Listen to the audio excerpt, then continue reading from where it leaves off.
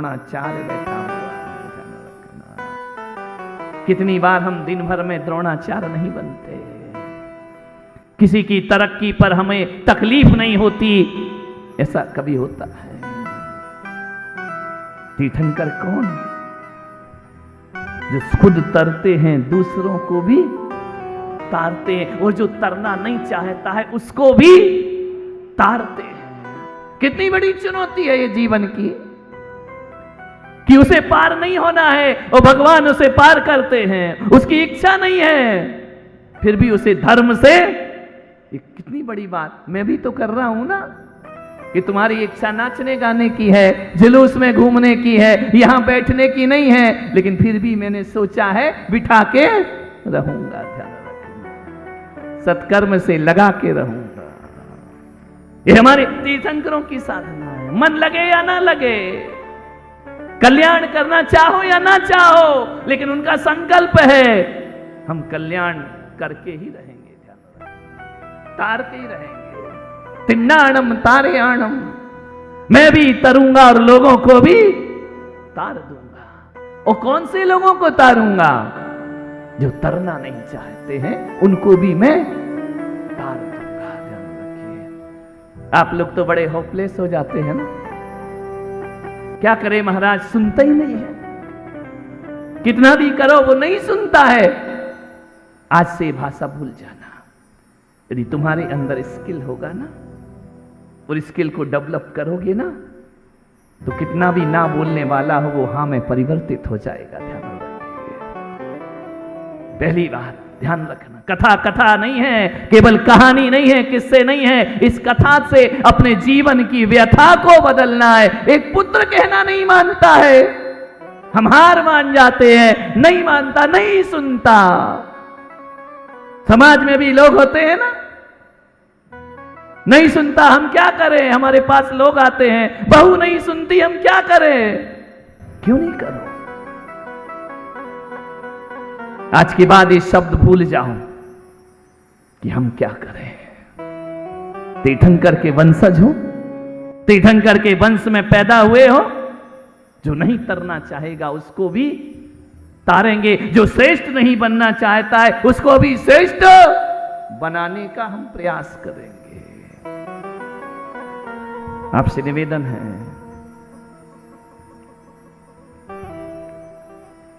बोलो तो, एक बार बोलो अपने मुंह से, मैं कथा पढ़ूं उसमें आनंद मुझे उतना नहीं, तुम पढ़ो। बोलो जरा एक बार कि आज से हम ये नहीं कहेंगे कि वो नहीं सुधरना चाहता है, कि वो नहीं सुधरेगा। बोलो, क्या कहोगे? यदि वो नहीं सुधरता है, अपने स्किल को डेवलप करने का प्रयास करो। ध्यान रखिए, वो नहीं सुधरता है ऐसा मत बोलो, मुझ में सुधारने की योग्यता नहीं है, यह संकल्प अपने जीवन में लो और मैं सुधारने की योग्यता को हासिल करके रहूंगा। ध्यान रखना, तीर्थंकर वही योग्यता हासिल करते हैं। 10-10 जन्म यही पुरुषार्थ है उनका, कि दुष्टों को सज्जन बनाने का मैं प्रयास करूंगा। और उसके लिए उसे सज्जन बनाने के भगवान साधना नहीं करते हैं, खुद के अंदर वह योग्यता हासिल करते हैं। क्यों? तुम्हारे बच्चे तुम्हारा कहना नहीं मानते हैं और मुनि महाराज का कहना मान जाते हैं। बोलिए, यदि मैं तुम्हारे बच्चे के कहूं कि बेटा 4 बजे मेरे से मिलने आना, मुझे काम है, बेटा आ जाएगा। तुम बोलो कि मैं बाहर जा रहा हूं, 4 बजे उठ जाना, बच्चा उठेगा। मैं कहूंगा कि बेटा रात में मत खा, वो छोड़ देगा, तुम कहो छोड़ेगा नहीं। क्यों? कौन माता पिता अपने बच्चे को श्रेष्ठ बनाना नहीं चाहते हैं? बोलो, अपने से ज्यादा श्रेष्ठ बनाना चाहती हो या नहीं? बोलिए कि मेरा बच्चा मुझसे ज्यादा, लेकिन बन पाता है क्या? कौन नहीं चाहता है? कौन शिक्षक नहीं चाहता है मेरा शिष्य मुझसे ज्यादा श्रेष्ठ बने, लेकिन वो बन पाता है क्या? बना क्या वो? क्यों नहीं बना? मैं पूछूं कि क्यों तुमने अपनी संतान को अपने से ज्यादा श्रेष्ठ नहीं बनाया, तो क्या बोलोगे आप? बहुत प्रयास किया, बहुत मेहनत की, बहुत साधन जुटाए, बहुत पढ़ाया लिखाया, नहीं बन पाया, हम क्या करें? नहीं, हम क्या करें नहीं। उस समय याद रखना पुलक सागर की ये बात कि हम तीर्थंकर के वंशज हैं। वो कुछ नहीं करेगा, जो कुछ करेंगे वो हम ही करेंगे। अपने जीवन में ध्यान रखना, अपनी योग्यता को हासिल करेंगे अपने जीवन। एक दिन में थोड़ी इतनी बड़ी योग्यता आ जाती है, केवल 24 व्यक्तियों को योग्यता आती है। पूरे विश्व में 24 लोग जो दूसरों को बदल सकते हैं। विचार करें, सोचना है। घटिया को बढ़िया बनाना हमारे जीवन का लक्ष्य होना चाहिए। क्रूर स्वभाव को मधुर स्वभाव में बदल देना हमारे जीवन की साधना होना चाहिए। वो जो हमसे विपरीत हैं उन्हें अपने अनुकूल बना लेना, ये हमारे जीवन की साधना होना चाहिए। महान पुरुष कौन है? तीर्थंकर भगवान कौन है?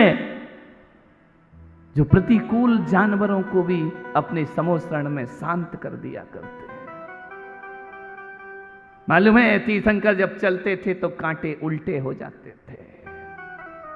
उन्होंने कांटे से कुछ कहा क्या कि तो उल्टा हो जाना? किसको बदला उन्होंने? बोलो, खुद को बदला या कांटे को बदला? बोलिए, खुद को बदला ना। कांटे की चुभन तो नहीं बदल पाए ना वो,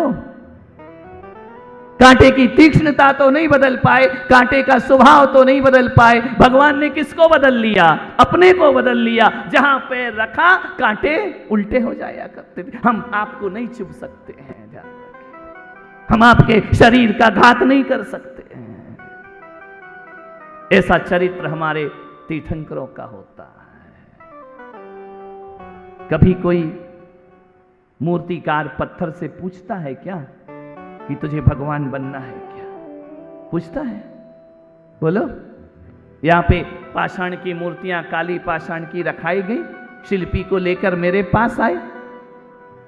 कभी कोई शिल्पी पूछता है उस पत्थर से कि तुझे भगवान बनना है या नहीं बनना? अरे जिस पत्थर को नहीं भी बनना है तो शिल्पी का काम क्या होता है? उसे भगवान बना देना। कभी कोई कुम्हार मिट्टी से पूछता है क्या कि तुझे घड़ा बनना है या नहीं बनना है? सज्जन पुरुषों का काम मिट्टी को कलश बना देना है, और सज्जन पुरुषों का काम बिगड़ों को अच्छा बना देना। ये सज्जन पुरुषों का काम हुआ, ये महापुरुषों का काम होता है।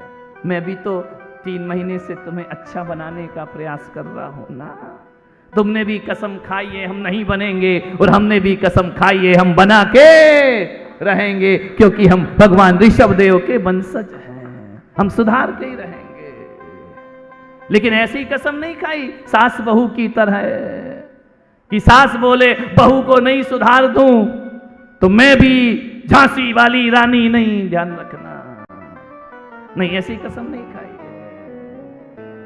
मैंने भी कसम खाई है तुम भागते रहो, रात में खाओ, संसार में जियो, यहां वहां भटको, लेकिन मैं पुलक सागर भी एक सौगंध तीर्थंकरों के पथ पर लेकर चलता हूं कि तुम्हारा रात्रि भोजन छुड़ाने का मैं प्रयास करूंगा, तुम्हें बदलने का मैं प्रयास करूंगा, और तुम्हें यहां बिठाने का।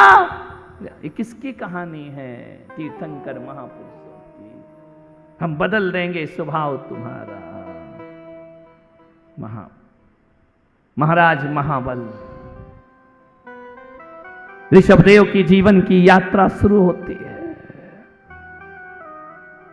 अतिबल उनके पिता, उन्होंने वैराग्य धारण कर लिया, संन्यास धारण कर लिया, पुत्र महाबल को राजा बना दिया। 1 नहीं, 2 नहीं, 3 नहीं, 4 मंत्री। महाबल के अंदर एक चिंगारी है जो आगे जाकर के विशाल अग्नि में बदल जाएगी। महाबल के अंदर वह बूंद है जो आगे जाकर के एक सागर का रूप ले लेगी। विचार कर, तुम बैठे हो ना, किसके भीतर क्या हो कुछ नहीं कह सकते। पुलक सागर रह जाए, तुम निर्वाण को प्राप्त कर जाओ। जीवन का कोई भरोसा नहीं।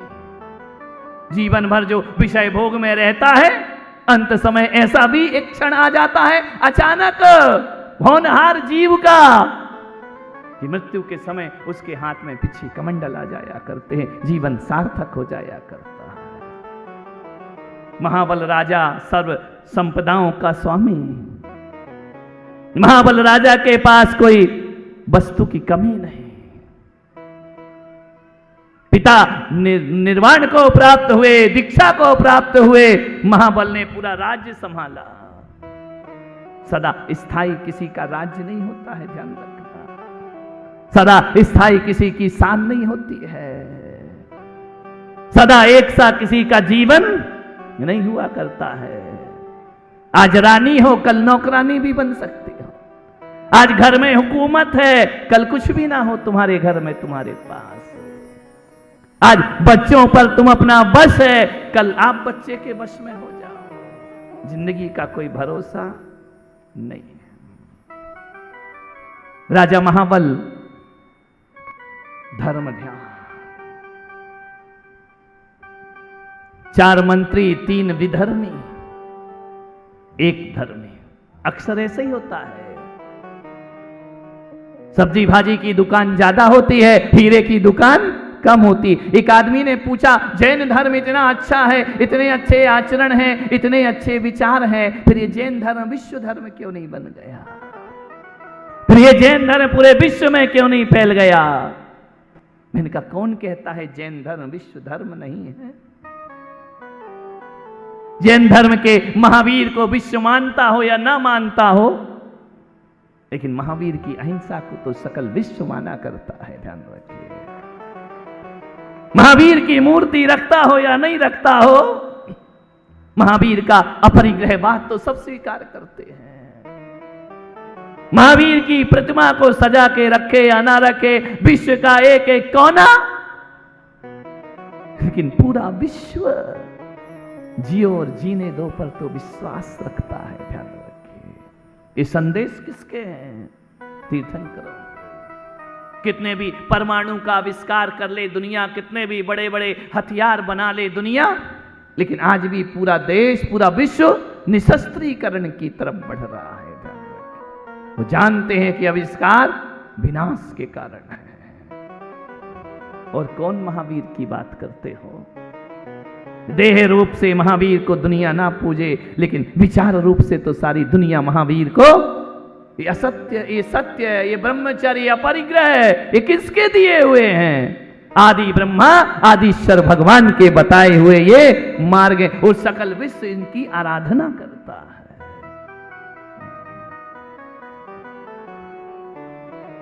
जन्मोत्सव है महाबल राजा का। शुरू होती है ऋषभदेव के जीवन की यात्रा।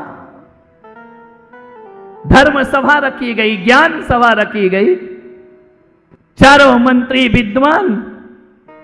एक कहता है कि महाराज आप धन्य हो, आप महान हैं महाराज। महाबल ने कहा, महानता का बखान मत करो, महानता का उद्देश्य बताओ।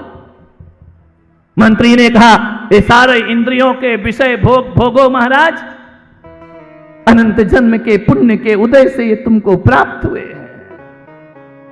आप भी सौभाग्यशाली हैं, हम भी सौभाग्यशाली हैं महाराज। ये संसार ऐसा है, जो आता है वो एक दिन दुनिया से विदा होता है। राजा भी जाएगा, रंक भी जाएगा, जोगी भी जाएगा, सब जाएंगे भगवान।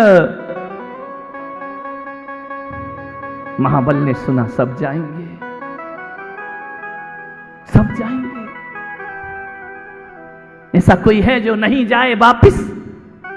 दूसरे मंत्री ने कहा, ऐसा नहीं हो सकता महाराज, जो आया है वो दुनिया से विदा जरूर होगा। तो इस आने और जाने के बीच में राजा महाबल ने कहा, फिर क्या करना चाहिए? बोले, आने जाने के बीच में जो कुछ भी मिला है उसे सुखपूर्वक भोगो। ये अपना पुण्य है, अपना कर्तव्य है भोगों को भोगना, परिवार संतति को बढ़ाना, ये अपना कर्तव्य हुआ करता है। महाराज महाबल संतुष्ट नहीं हुए। दूसरे मंत्री ने कहा कि महाराज कोई कर्म नहीं होते, कोई फल नहीं होता है। जो किया है, जो कुछ भी है वह आज है, ना कल है ना आने वाला कल है। जो है वह वर्तमान है, सब कुछ यही है। बाद में कोई जन्म मरण नहीं होता। महाराजा महाबल ने कहा, जब कोई जन्म मरण नहीं होता है तो मेरा अब जन्म क्यों हुआ इस धरती? मंत्री चुप हो गए। 5 तत्वों से बना यह शरीर। तीसरे मंत्री ने कहा, महाराज पृथ्वी जल अग्नि वायु वनस्पति, इनके संयोग से जीव का जन्म होता है। तो महाराज महाबल ने कहा कि फिर मंत्रीवर, कितनी पावन कथा है ये भगवान की।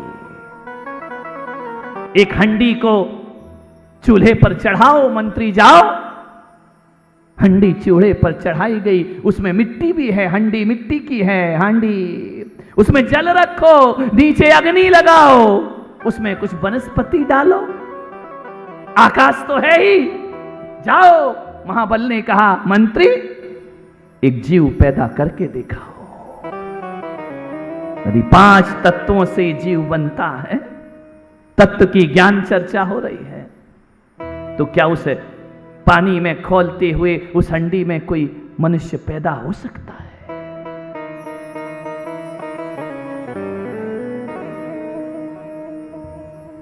कौन होता है? मेरे जन्मदिन पर कौन मेरी शंकाओं का समाधान करेगा? सुनी है ये कथा भगवान ऋषभदेव के? नहीं सुनी है ना, इसीलिए तो हमें पसीना बहा रहे हैं। ध्यान रखिए, इसलिए तो हम यहां पर आए हैं कि सुनो कहां से जीवन की यात्रा प्रारंभ होती है।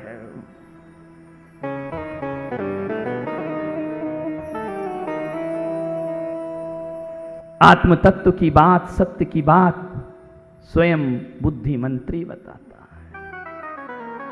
महाराज तुम्हारे वंश में तुमसे भी ज्यादा ऐश्वर्य भोगी राजा हुए, लेकिन अंत समय सब दीक्षा को धारण कर वैराग्य को प्राप्त होते हैं।